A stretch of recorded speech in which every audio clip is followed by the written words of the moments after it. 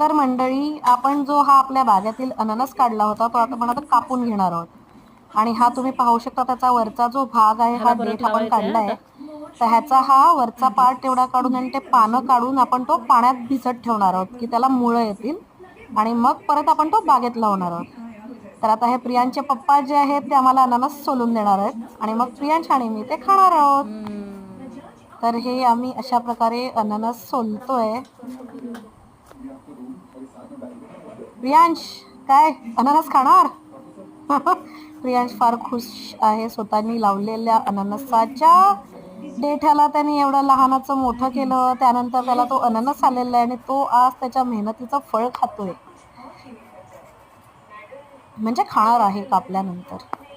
तर हा अननस पहिला आपण असा सोलून घेतोय. बघा किती अलग अलग प्रकारे सोलला जातो हा अननस.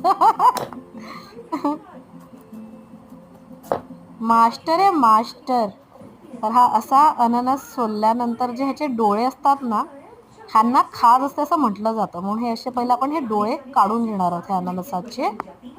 अशा प्रकारे तुम्ही पाहू शकता. तर हे असे आम्ही डोळे काढतोय. बघा, हा जो असा पार्ट असतो ना, हा असा क्रॉस क्रॉस कटिंग करून काढला जातो. ठीक आहे. आणि मग ह्याची तुम्हाला हवी तशी तुम्ही कटिंग करू शकता. मला गोल गोल हवे, आम्ही गोल गोल कटिंग करतोय. अशा प्रकारे ह्याची कटिंग करून घ्यायची आहे. आणि हा कटिंग होईपर्यंत राहवत नाही. प्रियांशने एक पीस उचलून घेतलेला आहे खायला. आणि हा आम्ही मसाला लावून घेतलेला आहे. अननस इज रेडी टू ईट. स्वतःच्या बागेतील अननस खायला जी मज्जा आहे ना, ती दुसऱ्या कशातच नाही. स्पेशली स्वतःच्या बागेतील फळ.